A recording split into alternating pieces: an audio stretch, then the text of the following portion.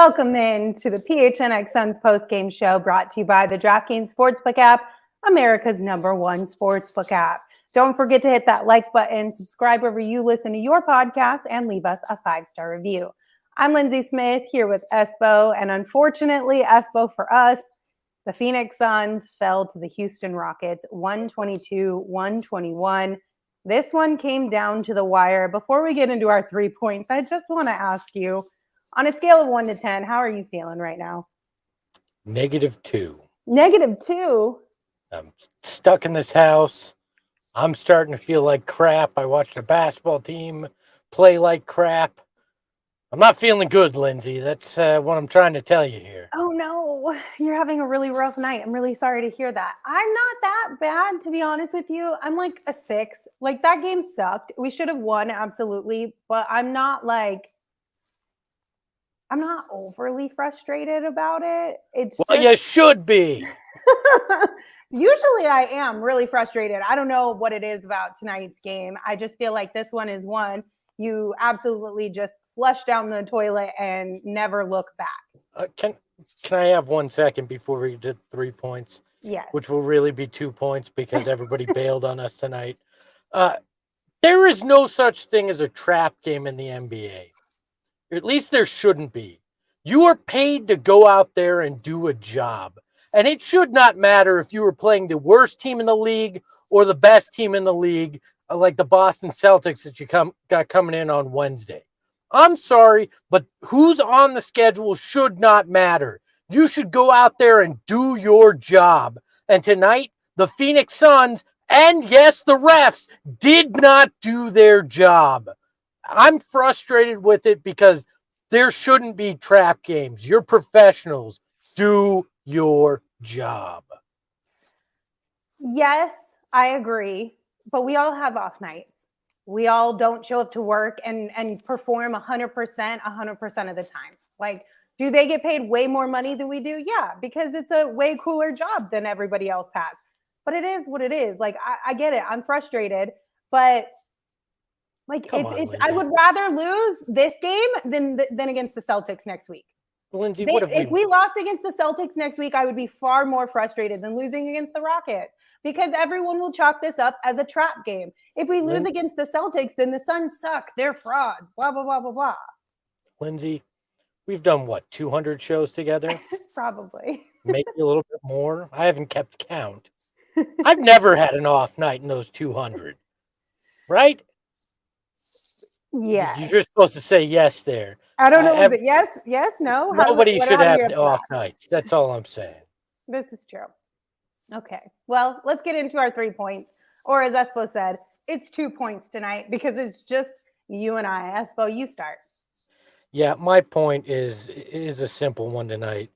It's the refs. I mean, the discrepancy in free throw shooting tonight was abysmal. The Suns had, what was it, 19 in the end to 43 for the Rockets. That's insane. Jalen Green had 16. He had just 3 fewer than the Suns as a total. That is ridiculous. Now, some of it's the refs, some of it is the Suns and their style of play, but that large of a discrepancy is insanity. And yet again, we sit here and we wonder, what are the refs doing? We saw multiple foul calls on DA early, took him out of a rhythm. Devin Booker had him. He got a technical for jawing about a call that didn't really seem like he was talking that much when the Rockets, the next trip down or a trip down not too far later in the game, they're jawing while dribbling the ball and get no tech. The refs were off tonight, and that was a big reason why the Suns could shoot overall 52% and shoot 45 or basically 46% from 3 and still lose a game. My point's going to hang out in the positivity corner tonight. It's obviously got to be Devin Booker, and the number is 3. 3 straight games of 40 or more points scored for Devin Booker. He has been on a tear as of late, and I have thoroughly enjoyed watching Devin Booker play basketball. Not just these last 3 games, but these last 3 games specifically, just because it's been so fun. And even though tonight's game sucked, we did get a lot of really great Devin moments that were enjoyable to watch. Yeah, So, Devin was fantastic. I mean, at one point he had gone 4 quarters of play and had scored 69 points. Nice. That's a lot of scoring and efficiency that you saw from Devin Booker. But what doesn't happen tonight? DeAndre Ayton doesn't have a night, right? no. And I'm putting that in part at the feet of Monty Williams for that. But you can't. Devin Booker can't score 41 and have other teammates not do enough. You can't waste nights like tonight for Booker. And people go, "Oh wait, Devin missed that final shot, so it's on him." No, it's not on Devin Booker. The dude dropped 41. That's 3 straight games of 40 or more that he's had. Like, this is not on Devin Booker. This was on multiple other factors. Devin Booker was spectacular tonight. I love what he's been able to do as of late, and I just wish that they had done enough tonight to get him over the hump. Yeah, and I mean, you can't just put all the blame on Book, right? Even though he did miss that shot, Cam Payne missed a shot right before that, and Cam Payne, he played really well at the beginning of this game, then took a deep dive and just nosedived, and then he came back up for a hot second and hit a really big bucket for this team, but he couldn't knock it down when it meant the most at the very end there. And Devin did his best to get a win for this team, but it just didn't work out. So it is what it is. But Espo, I'll let you pick. Do you want to start with positive and talk about Devin, or would you like to start with your point and the officiating and the free throw discrepancy? Let's start with the negative and wrap it up Okay. with the positive, because I feel like a lot of us just have some frustration. Yes, we'll get to the starting lineup tonight. We'll talk a little bit about that, but let's start with the free throws. And look, I get it. The Phoenix Suns are not a physical team. Unfortunately, that has been the case all year. But they did enough tonight where there was contact. They didn't get calls. And the other end, they seem to be getting soft calls on Houston. Now, I'm still a believer that you can't blame officiating on most nights because there's bad calls both ways. But when it's this egregious, and we've had multiple times this year, there's multiple factors going into it. There were bad calls both ways. The Suns didn't force the issue enough, and the refs gave the Rockets some favorable calls at certain times in this game that usually go to the home team. Plus, really soft technical on Booker. Now, the difference, though, in part is, the Suns didn't take advantage of all their free throws. I believe Devin Booker missed 3 of them tonight, and that's just not acceptable, especially down the stretch. He had one there that he missed. And when you look at it, that's the difference between this game going to overtime and them losing when they couldn't convert in the final 26 seconds that they had the ball down there. That's problematic. The Suns need to figure out how to get to the line more, but the league also needs to figure out a way to rein in some of this officiating and even it out some more. I agree. So the totals were Suns were 14 of 19 from the charity stripe, and the Rockets were 34 of 43. Now, I think this tweet from our friend Jordan kind of summed up how we were feeling, especially in the first half of the game, right? Because this came in the first half, said, "These officials are killing me. How do the Rockets get this level of respect and the Suns don't?" So I'm with you, Espo. I'm not blaming the officials for this entirely, because the Rockets, you got to give them some credit where credit is due here, right? This is kind of how that team is built. They average 25.3 free throw attempts per game this season. Now, obviously, 43 is a lot higher than 25, but they do average a good amount of free throws each game. However, I think it's the respect factor in there in the certain points in time, like you had mentioned, when Book got a tech for arguing with a ref, but then not even like 2 minutes later, on the other side of the floor, who was it? Was it Kevin Porter Jr.? I believe so, yes.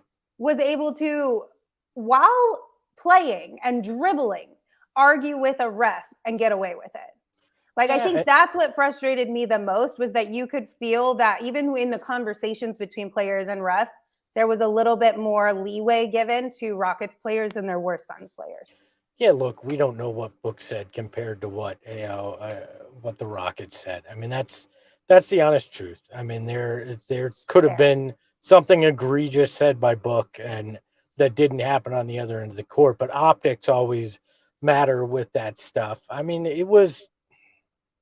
I don't want to look. I don't want to fully blame the refs, because that's a cop out. But this was 43 free throws, the most the Rockets have shot all season long. And yes, they have young, athletic guys that get to the rim and put some pressure on defenses. But I look at the play that Monty challenged, right? That's not a foul. I'm sorry. I know you've got to give guys the room to land, but if the guy literally sticks his arm out and makes sure that he gets contact with Mikal Bridges' shoulder there, that's not that's not the spirit of the rule there. I know they reviewed it. They said he was in that landing area, but man, that's some weak stuff.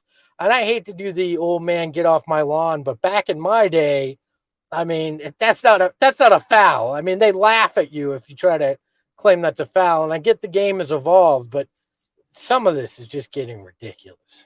Well, and I also think that we can be hard on DA. I'm totally okay with that. But I also think that DA specifically as a big man doesn't get the same respect as other big men in the league do as far as being physical.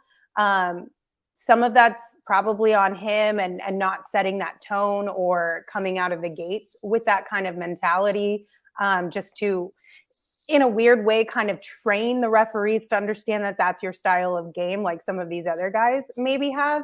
But I do think that sometimes the refs almost punish DA for playing physically. Yeah. And I think that doesn't help him at all. But I think part of that's because, just like us, the refs are surprised when they see him play physical. It's not his normal brand of ball. So sometimes it's even more noticeable when he does something like that, right? Look, the Suns screwed themselves tonight. The refs helped to give Houston a window, but the Suns were up 16 in the third. They had every chance tonight. They leave Eric Gordon open for that three that really was the difference maker there in the fourth to push the lead to 5 for Houston. And then they missed 4 opportunities down the stretch in that final play for the Suns. It's on them in the end, but it just seems ridiculous how big of a discrepancy that free throw was. It was that and second chance points that made the difference, why the Suns could shoot so well and shoot 48% from deep and still lose this game. This is where the math don't exactly math, because there's other factors than 3 being worth more than 2. All right. So I think I'm ready to move on from the officiating, if that's okay. And a lot of people in the chat are bringing up Monty Williams and kind of the decisions that he was making tonight. We got a super chat that started it off from Trevor. Trevor, thank you for your super chat. They said, it's on Monty. Why did he? Well, where did that go? Hold on. Says it's on Monty. Why did he not start Book in the fourth? Or why did he not pull the bench out when we started losing the lead? That was frustrating. I think it goes even further back. I think he made an egregious error in starting Dario Saric. I know everybody loves the homie. Everybody wants the great comeback story. But it really screwed up the spacing, the chemistry. I think it threw off DA because it just didn't work like it usually does. That was the first mistake. And then he went back to him in the second half. And I understand, look, I'll give all the stickers and positive points to him for trying real hard and trying to do the little things on defense.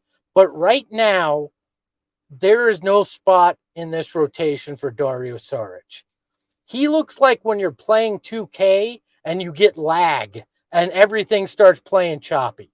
Like, that's what he looks like right now. Ish Wainwright should have gotten that start, should have played major minutes. He's better at spacing. He's more physical right now, and he can play better defense.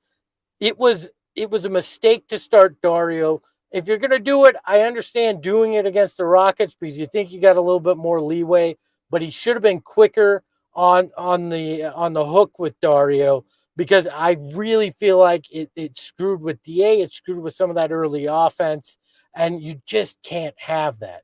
I mean, and defensively, it cost them as well. I'm not hating on Dario the man. Dario the guy is fantastic. I think Dario the teammate is spectacular. But Dario the player right now, I think what he is an expiring contract and nothing more at this point.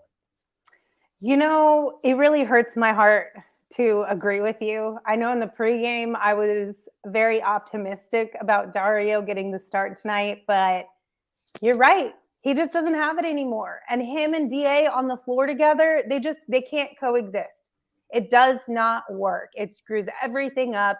If DA's already in the paint, Dario, you can't go in there too. Like it is what it is. It's really frustrating. It's disappointing. And a lot of people in the chat have mentioned, like, why didn't Monty make an adjustment?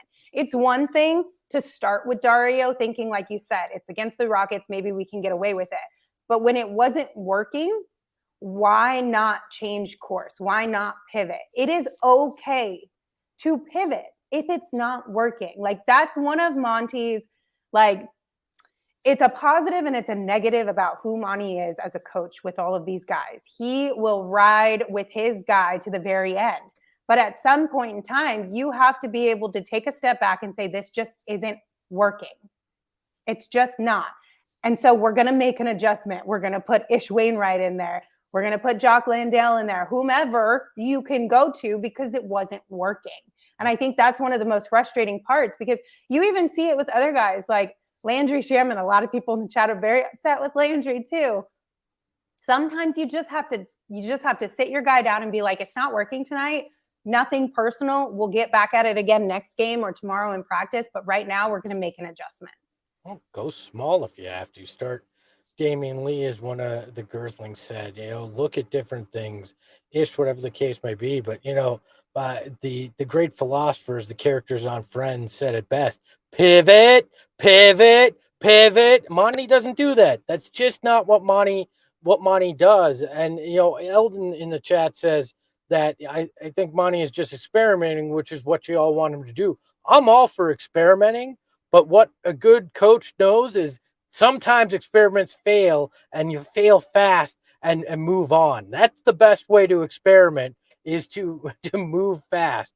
But I want to address one other thing here. Jewel in the chat says, this is what happens when Espo keeps disrespecting other teams. We haven't won a championship ever in history, and we're way too freaking cocky. Booker has tunnel vision and completely ignored DA. I wish I had this kind of power, Jewel.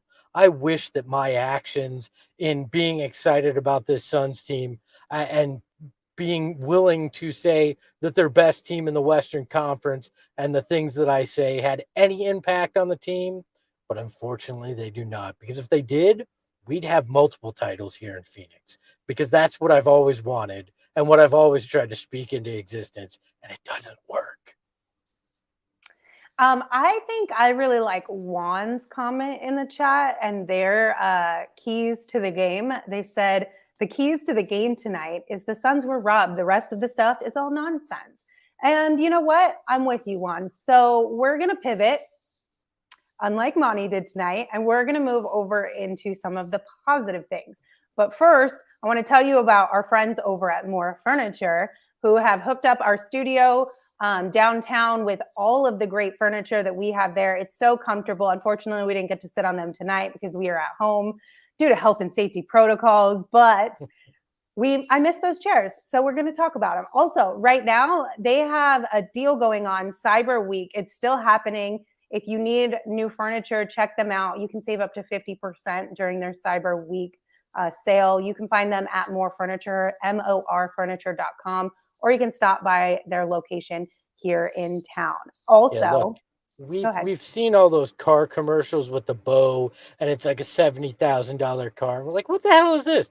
Nah, if your significant other, your loved one, your kid, whatever, is looking for some furniture, now that's something you buy, put a bow on, everybody's happy with. So go to More Furniture and try that. I mean, don't get me started on those commercials because I can literally gripe about them for an hour. So just know that they drive me bonkers. They're living in fantasy land, but not the fun type of fantasy land that you can live in on Underdog Fantasy. This app is fantastic because it's the best way to combine fantasy sports and the potential to win big money. Underdog Fantasy is so much fun. You can play it by yourself. You can play it with your friends. You can play it all season long. You can play it for just one game or one weekend. The flexibility here of this app is the best part, in my opinion. If you have a hard time like committing to something, or if you just get a little busy, or if your friends won't commit to a full season of fantasy sports, Underdog Fantasy has you covered. And right now, if you sign up with the promo code PHNX, Underdog will match your first deposit up to $100. So to get started, go to underdogfantasy.com or download the app. Hey, one of my favorites. I told you how much I hate playing full season fantasy, and this thing is fixed. Give me the fix I need for fantasy sports without having to actually pay attention to months long roster changes that need to be made. So. Yes, absolutely. Okay. I know everybody wants to a couple people in the chat want to keep harping on the Suns. They do need to have some accountability. They do need to look themselves in the mirrors tonight and be like, hey, you know what? We didn't show up to play and we had to take an L because of it. So we need to get in the gym tomorrow, have a good practice, come back on Sunday and be better. It's just as simple as that. We're all in agreement there. But you know me, I miss positivity over here. So we're going to be a little positive for a minute. We talked about Devin off the top. We're going to talk about him for a few more minutes because Devin finished tonight with 41 points on 15 of 25 shooting. Like I said, his third straight game of 40 or more points. It's been fun to watch Devin. And even like there were moments in this game early on. Obviously, it didn't end well. But early on in the game, there was a point in time where Devin had 9 points on 4 of 4 shooting when the Houston Rockets had 9 points on 4 of 10 shooting. Like Devin came out of the gates and it's the same thing that we saw last game. He just continued over. And it's been fun to watch.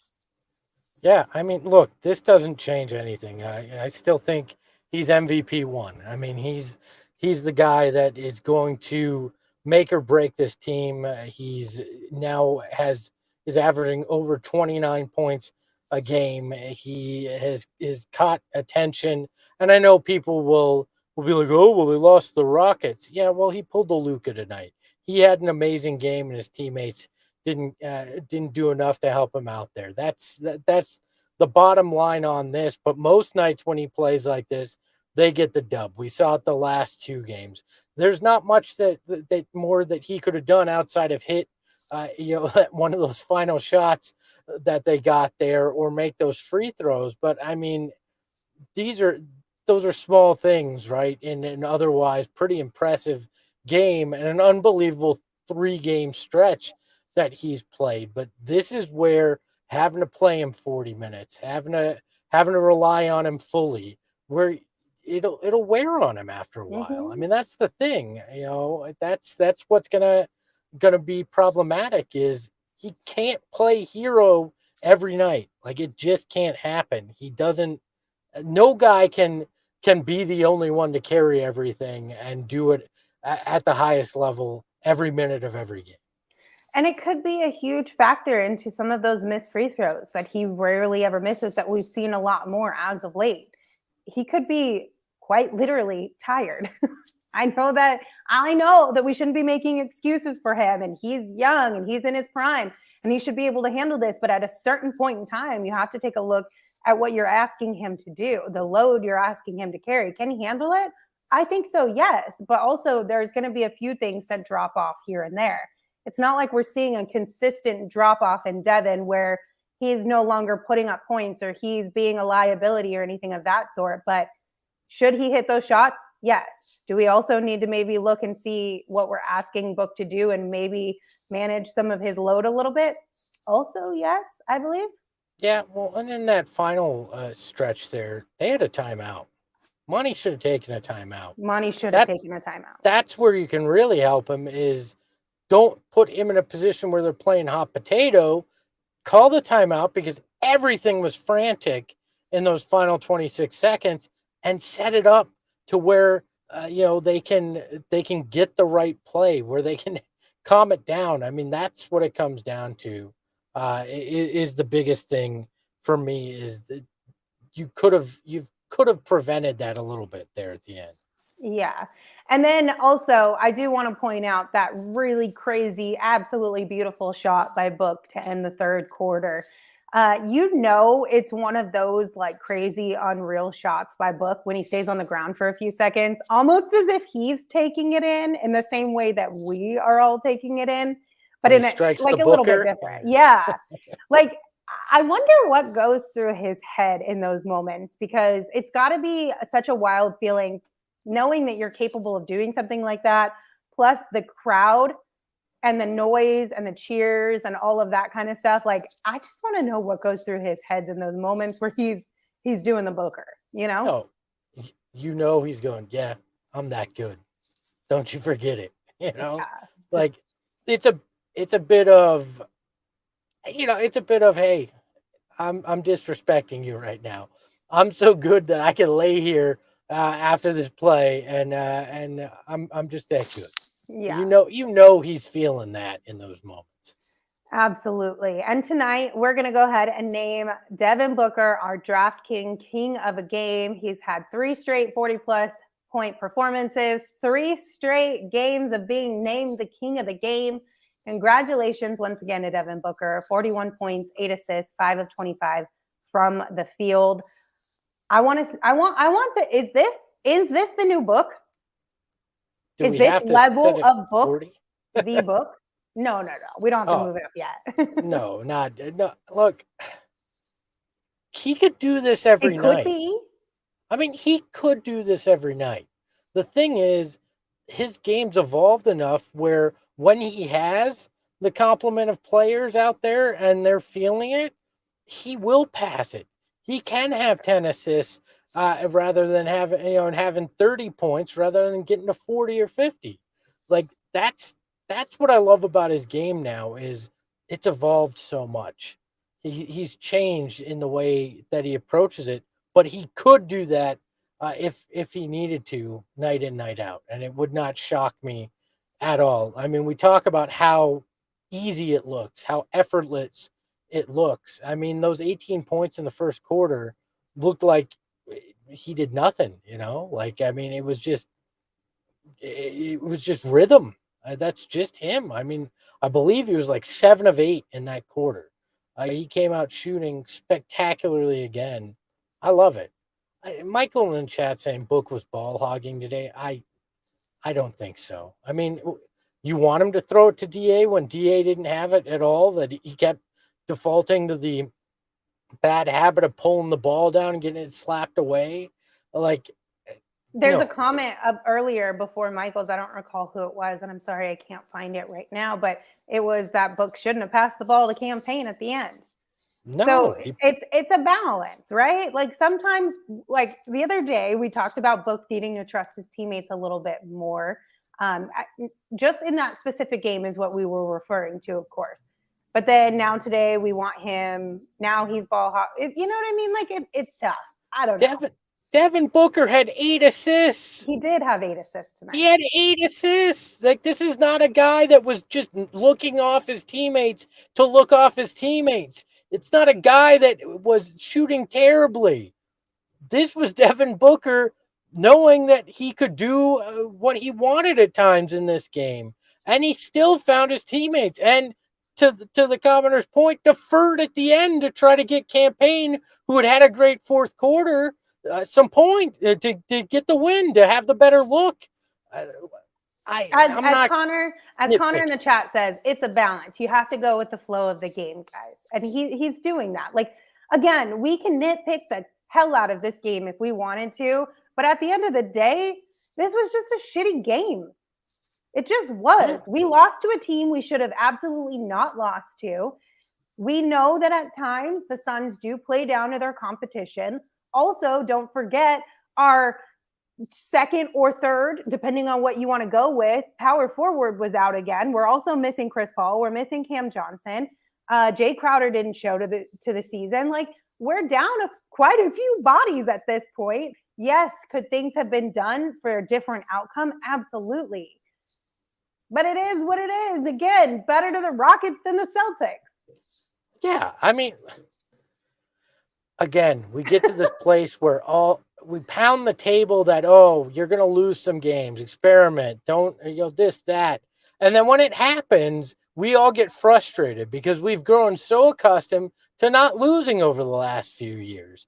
And, I'd rather lose a game in December to Houston than an important game in March, April, May, and June, because they tried something or things went off the rails or they're missing power forwards at that time. In the whole scheme of things, one game in early December isn't going to change a whole lot of the future and the fortunes of this Phoenix Suns team. Let's see. We've got a couple things in the chat that I do want to mention. Omar said, I'm good with our record after all the injuries we've had. I agree. Hello said, not happy with the itty bitty midi committee.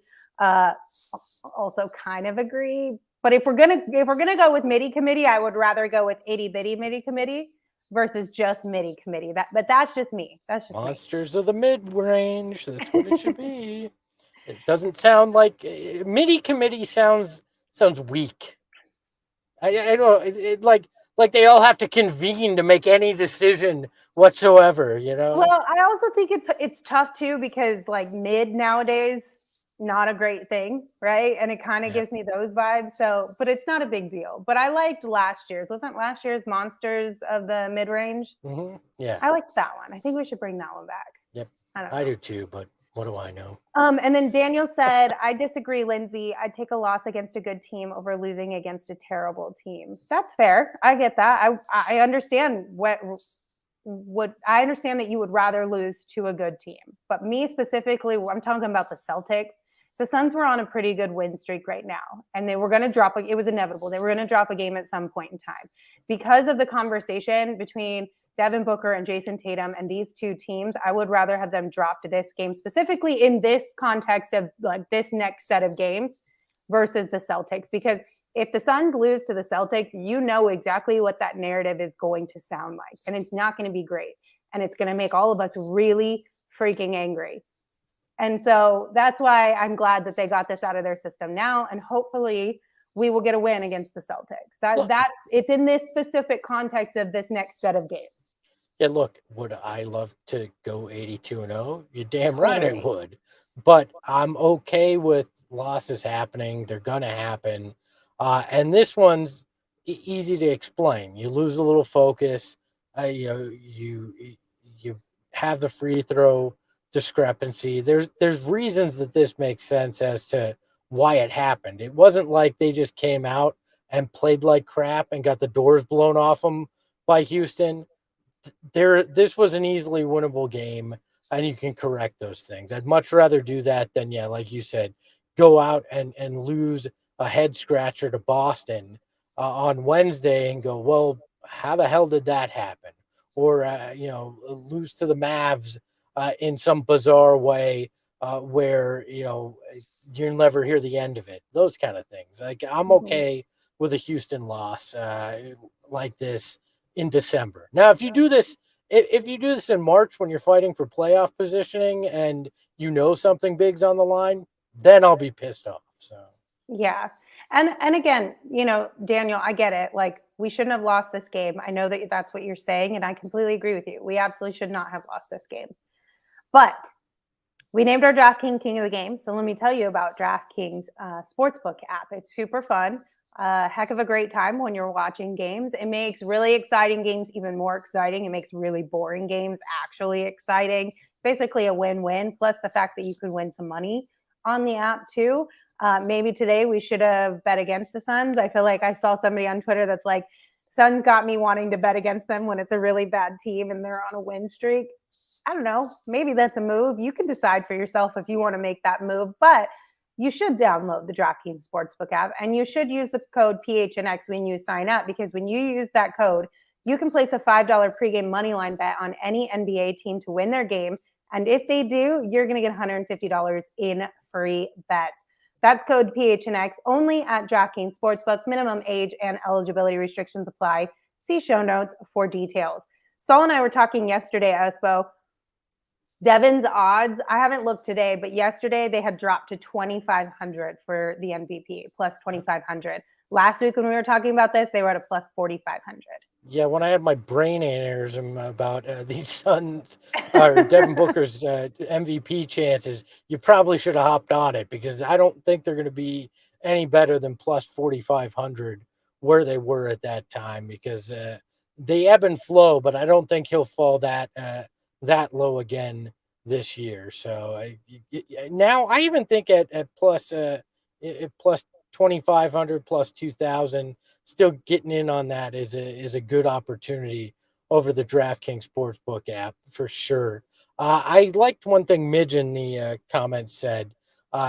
Just, I would be surprised if this loss started a bad streak for the Suns. They are too resilient to let things slip and let it get to them. We lost to the Magic, remember, bounced back wonderfully. I think it's a good point. Under Monty Williams, and over the last 3 years, this team doesn't tend to lose back-to-back, and doesn't really let these kind of losses get to them. They use it as motivation, if anything. So I would be very surprised if they have a bad game in San Antonio on Sunday. And if they do, I'm just going to blame it on the fact that they're starting at 1:30 for some god-awful reason. So. I hate those 1:30 games. It's stupid too. The NFL's NFL's playing that right then. Why are you deciding to go head-to-head with the NFL when you don't have to? Stupid San Antonio. Kids, maybe they're trying to be more kid-friendly on Sundays. That's the only thing I can think of. As our title of the show was, F them kids. If they don't want to stay up and watch a game, they're not dedicated enough to this team. Get your transistor radio out or listen on your app while you're stuck in bed like I had to when I was a kid. Find a way to listen or watch the game. Come on. That's fair. Okay, so we have a couple super chats that I want to talk about real quick. So Trevor, thank you for your super chat. Says positivity. Yeah, positivity, love this team. That's why I hate losing. Totally get it. Hate losing too, but there's no team ever that has won 82 straight games. It just, it is what it is. It's unfortunate, but we love this team, win or lose. Also, we had a super chat from yesterday's show, but yesterday's show was pre-recorded. So I want to give some love to Biscuits and Bear. Thank you for your super chat. They sent us $51 yesterday and said, thank you for bringing so much joy to my day. Thank you, Biscuits and Bear, for being here. All of you guys, thank you for being here. We really appreciate your support, and you guys bring a lot of joy to our days. So love all around. Can I bring something from the department of we're not the only ones having a bad day? It's all right. Yes. Jose makes a great point. Jason Tatum only had 9 points today and the Celtics lost. So there you go. Look at that. It happens to everybody. Look at us. Look at us. Who'd have thought? Okay. And then the next chat that I want to mention is from Code. Code said, I want Mikal to end this streak. He plays like he's afraid of getting hurt. In college, he had so much explosiveness going to the rim, and I don't know what happened to that version of Mikal. So, it's interesting. I've seen a lot of people talk about this lately, them wanting Mikal to end that Iron Man streak so that he can play a little more freely. He can maybe initiate contact more and not be so worried about, I don't know if that sits in the back of his mind or not, but I've seen a lot of people mention it. Obviously, we did see Mikal get a little banged up there at the end of the game. Gerald Bourguet is still out due to an illness that we're not sure what it is, but he's hopeful he'll be back tomorrow. He's day-to-day, or on Sunday. He's day-to-day, but Kellen Olson tweeted out from media availability after the game tonight. He said, Mikal Bridges said he thinks it was a hyperextension to his right knee. He's going to get it checked. So that's kind of the situation that's going on with Mikal right now.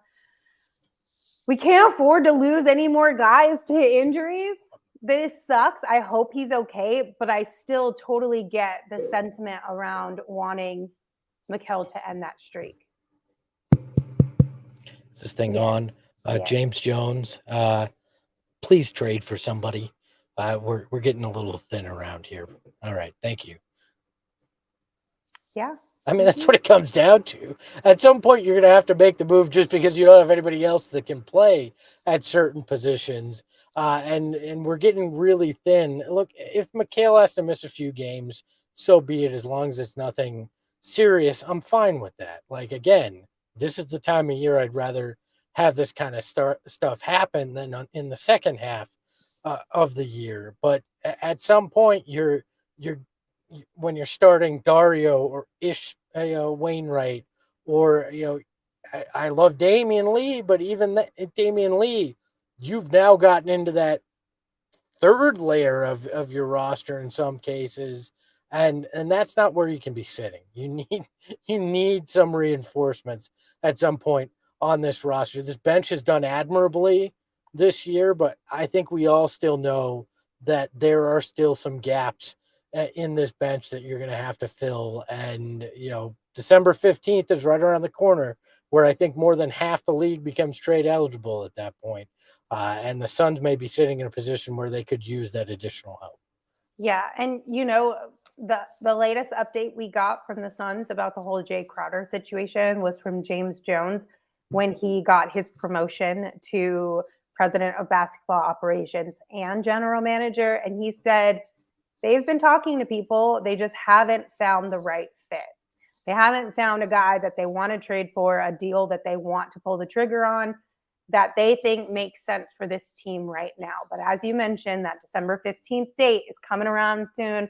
More guys will be available. And then, of course, come closer to February, the trade deadline, there's going to be a deal made sooner rather than later. At some point in time, like, we're getting to that point where you got to make a deal, or else you may as well just let him go.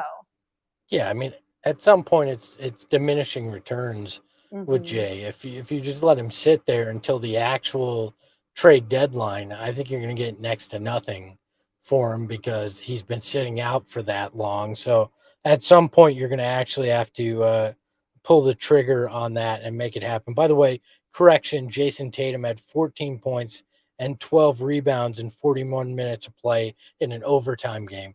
Not much better. Still, same thing. 9, 14 for a guy like Jason Tatum, a guy like Book, like that's a low scoring game. By the way, code Espo's generation of Suns fans did something to piss off the basketball gods, and they need to repent. Let me make this very clear. The Suns had this long before I was born. I was not around in the 70s. I was not real, lucid about what was going on with the Suns until the late 80s. So I don't think I could take full blame for this, but I'm sure something I've done over the years has pissed off at least some kind of god in some way. I still think I'm going to blame you. That's fine. Daniel said, can someone clarify that promotion for me? What was James Jones' title before that?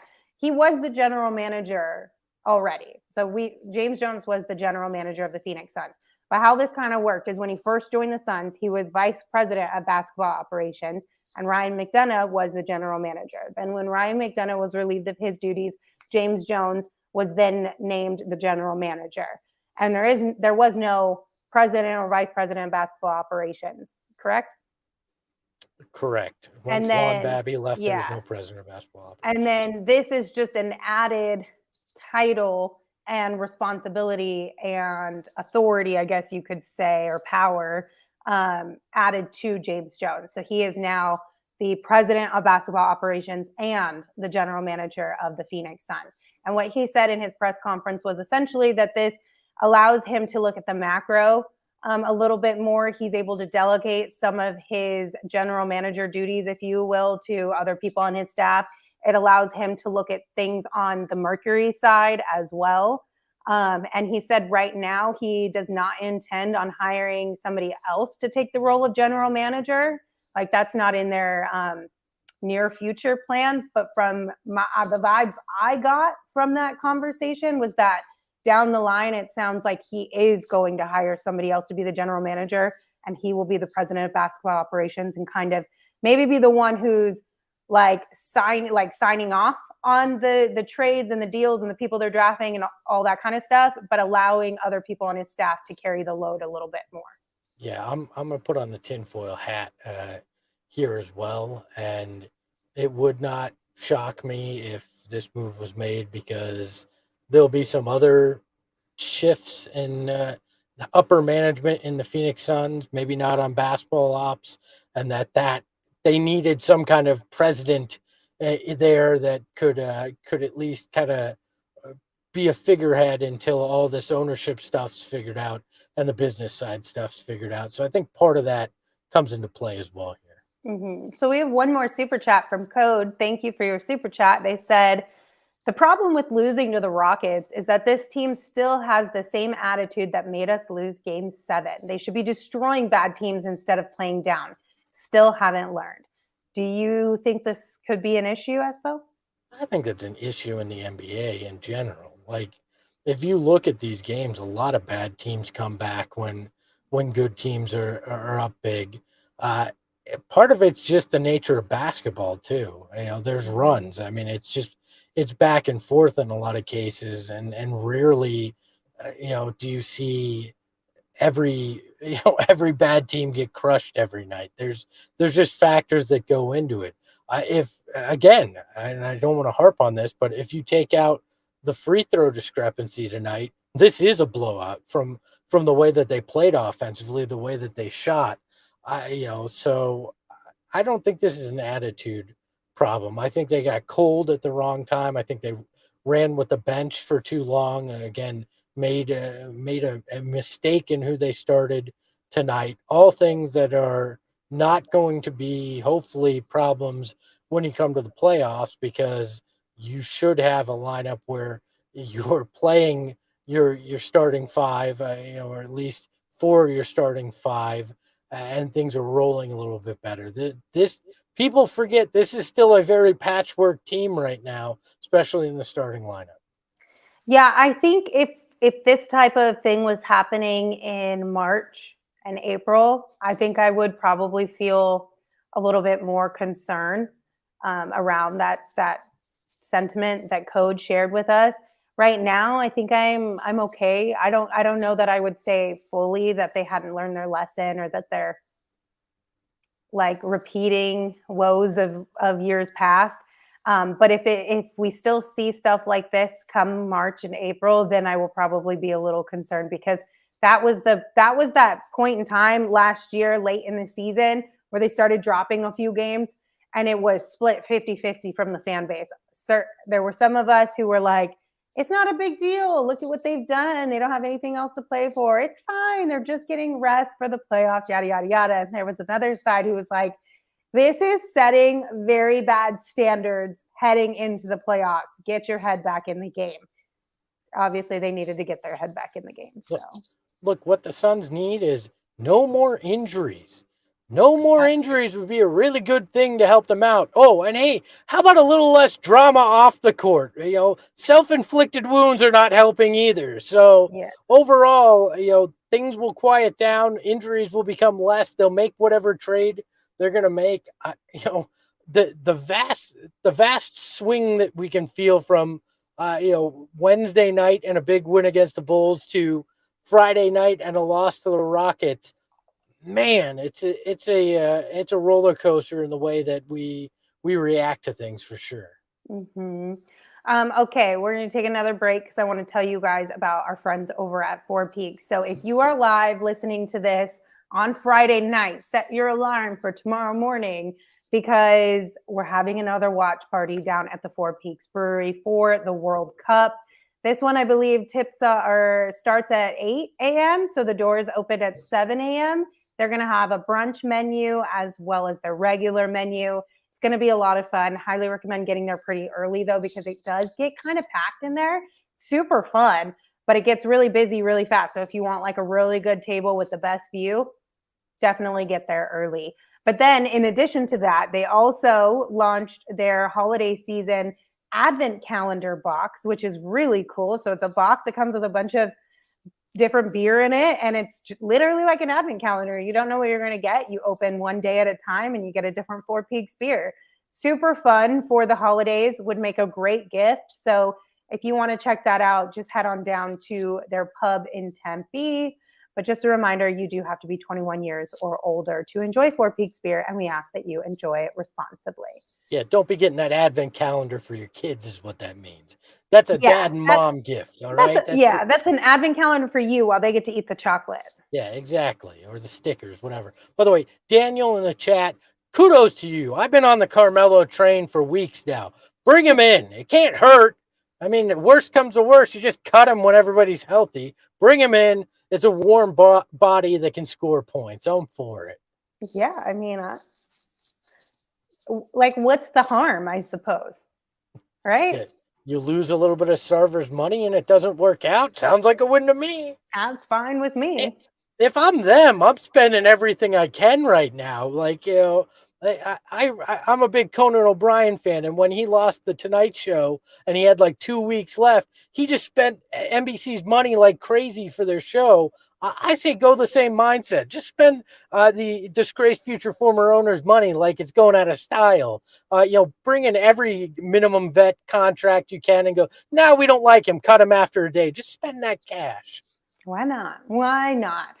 Espo, before we say goodbye, is there anything else that you would like to highlight from tonight's game or bring up? Campaign played very well tonight. I mean, he came through. Obviously, another person that didn't get it done at the very end of the game. But I think we got spoiled last year where we just expected every clutch moment to go the Suns' way. It's not going to happen. It's just not going to happen. So I'm okay with that. But he finished with 20 points, 12 rebounds, was 8 of 10 from the floor, 4 of 7 from 3. This was a very good campaign game. And when Devin was out, when the offense wasn't working, he came in and he scored some points to keep him afloat there in the fourth. I have been immensely impressed with Campaign.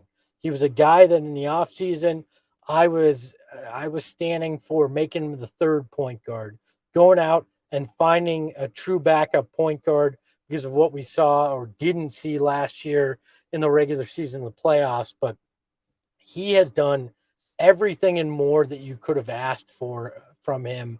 And you know, and I this is my mea culpa. I'm sorry, Cam. I've been very impressed this year. You've come out, you've done the work, and you've really done what this team needed. Well, Chris Paul's been out to put them at a 15-7 record, and tonight he did everything he could to try to help them get the win. It was him and it was Book tonight, and it just wasn't enough. Yeah, I've absolutely been so happy with Campaign and the way that he's been able to step up into that starting unit and not just maintain, but go above maintaining. He's been contributing at a pretty high level, and I'm very proud of Campaign because, like you said, last year we were getting real concerned, and I know he's mentioned that he's seen the comments, you know, over the last season, and he felt what the fans were feeling towards him. And it's just been really great to see him have a fantastic year so far and get back to that Campaign that we originally saw when he first joined this Suns team. And hopefully he can keep it up because Campaign is very valuable to this team and he's easy to root for. So flowers to Campaign tonight. Flowers to Campaign. Very much so. I don't have anything else about the game, but I will say shout out to everyone in the chat who complimented my Christmas tree. I appreciate it. Y'all making me feel really good about my Christmas tree decorations. Yeah, I tried to fit one in here, but then I couldn't be in the shot. So I decided, I won't do a Christmas tree in this. It's hard to put a Christmas tree in the office. I also don't know why it looks like I have a pool light going on next to me. I have a different camera in here tonight, and it ain't working, so it won't be here the next time. So, also, one last thing from the chat, which I thought was kind of neat. Let me see. Eldon said that he looked up, oh no, AZ King. AZ King said he looked up recovery times for hyperextension without ligament damage, but then he didn't actually tell me what it was. But then Eldon said Giannis hyperextended his knee in 2021 and was writhing on the ground in pain, was back playing great 6 days later. So if that's like worst case scenario, 6 days, that's great. So hopefully nothing too bad. Mikal did say he was going to get it checked out, so I'm sure we'll get an update at some point in time. It wouldn't surprise me if he played on Sunday. It also wouldn't surprise me if they kept him out just to be safe. Yeah, I agree. It would not shock me if he was in that starting lineup on Sunday, especially given especially if Torrey Craig can't go. It would not shock me if McHale's in the lineup. By the way, Connor, yes, it does look like I'm in the club with this light going on. So it is a Friday night, so you got to have some fun. Well, thank you guys all for tuning in. We really appreciate you being here. Hopefully you feel better now after that Suns loss to the Rockets. We'll enjoy your Saturday, and we'll turn things around on Sunday. So make sure you meet us right back here Sunday, 30 minutes before tip-off for a pregame show. And again, right after it wraps up for a postgame show. Hopefully Gerald and Saul will also be back then, and we'll all be together. If not, we'll hold it down for you as best that we can. Until then, you can follow me on Twitter at Lindsay Smith AZ, and you can follow Espo at Espo. Espo, take us home. Hey, it just said Paul, so it could be Cliff. Ahoy, hoy.